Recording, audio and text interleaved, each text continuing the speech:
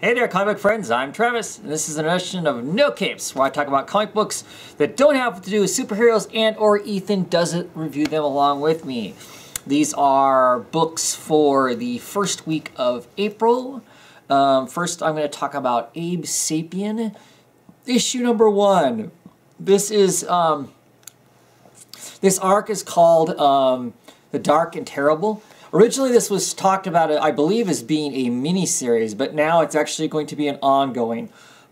Of course, stories by Mike Mignola, Scott Alley, who does lots of, he's one of the main editors for Dark Horse, is helping write this, and Sebastian Futurama is doing the art for this. Now, about the art, Max Futurama, who I don't know what relation the two are to each other, he did the artwork on BPRD 1948, which I really liked. I really liked the stylized look of it. Sebastian's art is somewhat like his. I want to say it's not as refined, or it doesn't have quite the character that Max's art does. I like Max's art better, but this art does work. It is serviceable to the story. In this first issue, it's not a lot of Abe Sapien, really. Abe has just basically woken up from a 4-month coma, I believe, and is running from BPRD, and I don't know exactly why that is. I might know if I knew more about what happened to Abe in the first place. I haven't read those trades yet as far as the BPRD universe goes, but I don't think you really need that to jump into this. Just kind of go with what the story's telling you. This first issue covers a lot of what's going on in the general BPRD Hellboy universe, just all the chaos that's happening everywhere. They have kind of an interesting way of telling us some of those large pieces of information. Abe is actually on a train that's going across the country, and he's tucked himself into one corner while these other hobos, bums, homeless guys that are riding the train talk about the crazy stuff that's going on. So it's kind of a cool way of kind of recapping the universe to a degree to give us, the reader, a sense of what's going on, without having just plainly, have some, inside cover telling us what's going on in it. It shows us a little bit of the BPRD, what they're doing, what kind of pressures are on them with all the stuff that's happening in the universe, and also what Abe might play in that whole scope of thing. Pretty interesting. I'm really excited. I'm excited this is going to be an ongoing. Abe Sapien is actually a character I really like. He's kind of a cool and interesting character. A little background on him. He... the reason he's named Abe Sapien is he's named Abe because he was found in a sub-basement in a water tank, and it was dated from the era of Abraham Lincoln. And the Sapien is part of his Ithco Sapien, which Ithco I think is fish or something like that in Latin. So, it's instead of Homo sapien, it's a fish sapien. So that's kind of where his name is derived from and whatnot. He is not amphibious, I don't believe. I mean, he actually breathes, or maybe he does breathe air and breathe water. You're not going to remember that for sure.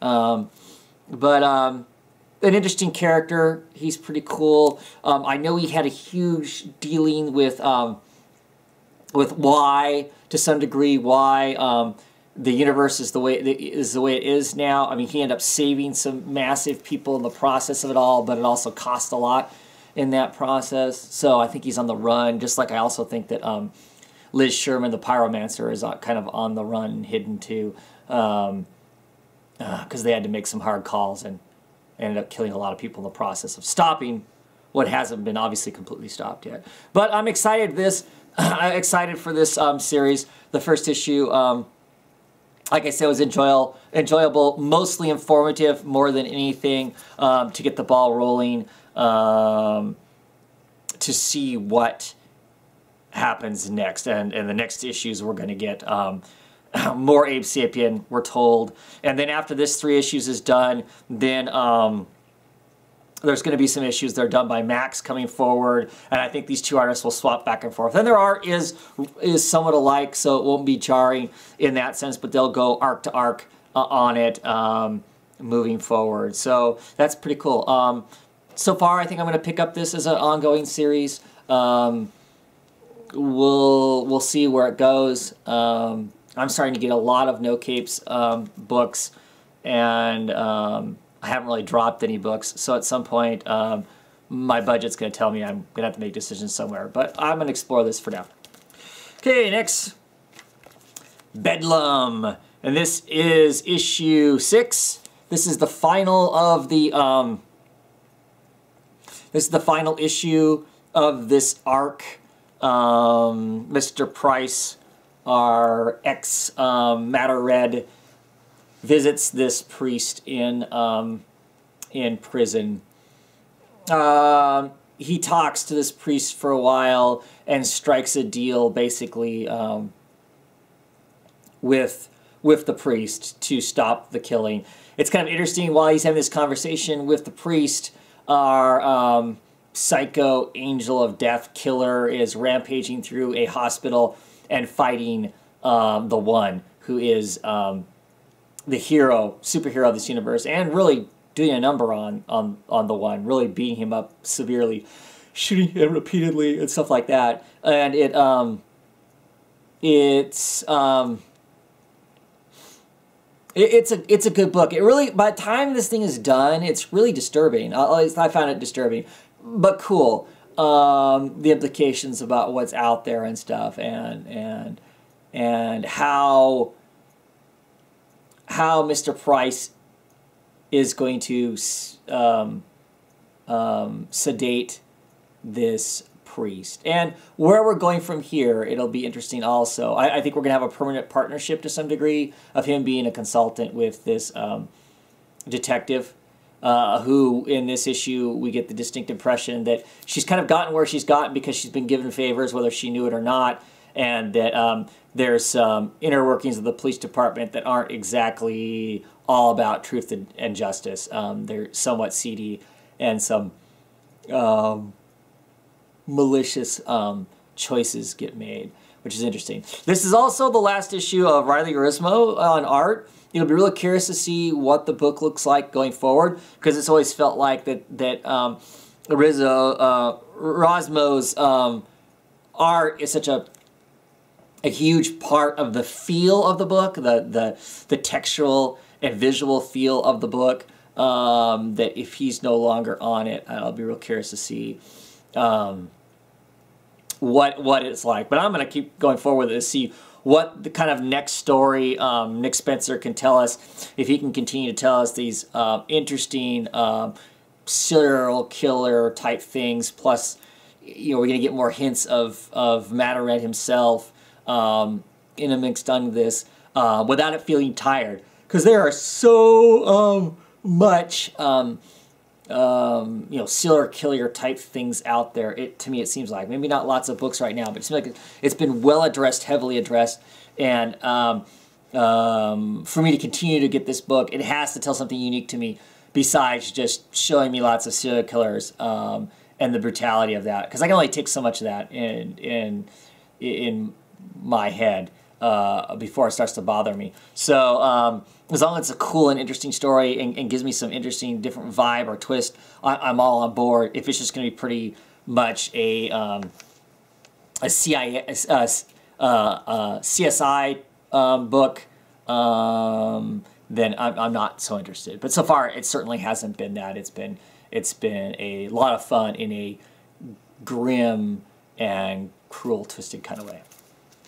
Okay, and lastly for this time, only 3 No Cape books this week, is Snapshot number 304 by Andy Digley and Jock. Still really loving the black and white artwork of Jock here. Our